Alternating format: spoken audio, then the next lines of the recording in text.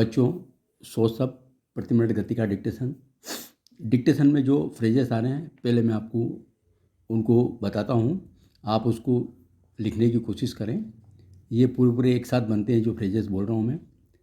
तमिलनाडु विधानसभा, संसदीय इतिहास, संसदीय लोकतंत्र, घोर चिंता का विषय, लोकतांत्रिक प्रणाली, महत्वपूर्ण भूमिका,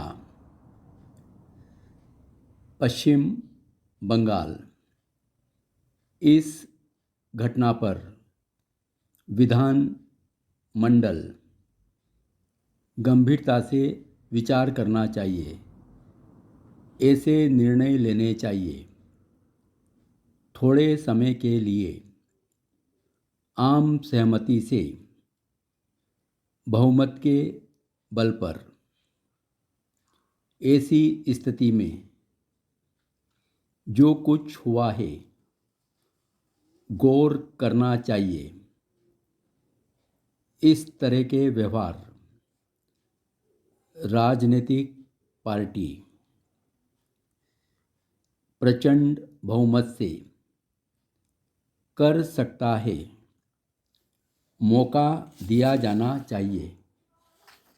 तो बच्चों, ये एडवांस फ्रेजेस आपको मैंने बता दिए।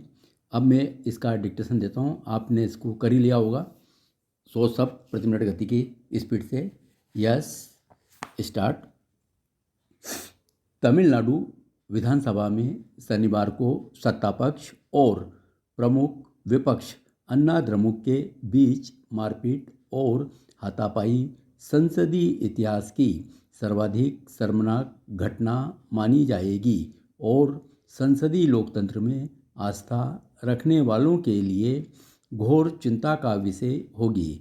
लोकतांत्रिक प्रणाली में सत्तापक्ष और विपक्ष दोनों की ही महत्वपूर्ण भूमिका होती है और यदि दोनों में एक दूसरे के प्रति असहिष्णुता का वातावरण रहे तो फिर लोकतांत्रिक प्रणाली सफल नहीं हो सकती और जनता में जनप्रतिनिधियों के प्रति निष्ठा और आस्था समाप्त हो जाती है और पूरे देश को उसका खामियाजा भोगना पड़ता है। कई बार संसद और विधानसभाओं में वातावरण उग्र हो जाता है और हो हल्ला और हंगामा होता है, लेकिन जो कुछ तमिलनाडु विधानसभा में हुआ है उसने शालीनता सद्व्यवहार की सभी सीमाओं को लांघ दिया है। हाल ही पश्चिम बंगाल विधानसभा में विपक्ष ने जो व्यवहार किया था वह भी भर्त्सना करने योग्य ही था। जो कुछ तमिलनाडु विधानसभा में हुआ है वह केवल तमिलनाडु की ही समस्या नहीं मानकर पूरे देश में इस घटना पर विचार होना चाहिए।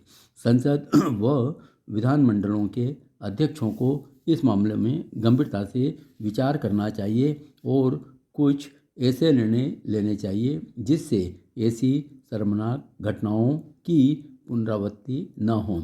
कुछ सदस्यों को थोड़े समय के लिए सदन से निलंबित करने मात्र से ऐसी घटनाओं को रोका नहीं जा सकता। ऐसी घटनाओं को रोकने में सत्ता पक्ष की जिम्मेदारी अधिक है। आलोचना के प्रति असहिष्णुता बढ़ती जा रही है और आम सहमति से काम करने की प्रवृत्ति कम होती जा रही है। सत्ता पक्ष बहुमत के बल पर और नियमों की आड़ में विपक्ष की बात सुनने को ही तैयार नहीं होता। ऐसी स्थिति में तनाव बढ़ता रहता है और कभी कभी बहुत निंदनीय घटनाएं हो जाती हैं। तमिलनाडु विधानसभा में जो कुछ हुआ है उसके पीछे जो भावना अन्ना द्रमुक के सदस्यों की रही है वह भी सर्वविदित है। जहाँ तक सत्ता पक्ष का सवाल है उसे भी विपक्ष की बातों पर गौर करना चाहिए और आलोचना के प्रति सहिष्णु होना चाहिए। पिछले 20 वर्षों से सत्ता पक्ष में असहिष्णुता बढ़ी है और उसी के परिणामस्वरूप हंगामे और शोर शराबे होते हैं। यदि सहमति से कार्य संचालन हो तो कोई कारण नहीं कि विपक्ष को अपनी बात रखने के लिए उग्रता प्रदर्शित करनी पड़े। कोई भी राजनीतिक पार्टी यदि इस तरह के व्यवहार को सहन करती है तो वह लोकतंत्र की कुसेवा ही करती है। आखिरकार लोकतंत्र का अर्थ यही है कि बहस मुबाहसे से फैसले किए जाएं। यदि ऐसा वातावरण बनता है तो हालात सुधरेंगे और आम जनता में अपने प्रतिनिधियों के संबंध में निष्ठा और आस्था बढ़ेगी। किसी भी राजनीतिक पार्टी को चाहे कितने ही प्रचंड बहुमत से वह सत्तारूढ़ हो, उसका भी दायित्व है कि वह विपक्ष को नाराजगी का मौका न दे। सत्ता पक्ष जो चाहे वह कर सकता है, लेकिन विपक्ष को अपनी बात कहने का पूरा मौका दिया जाना चाहिए, तभी लोकतंत्र सफल होगा। अन्यथा घृणित घटनाएं बढ़ती ही जाएंगी। धन्यवाद।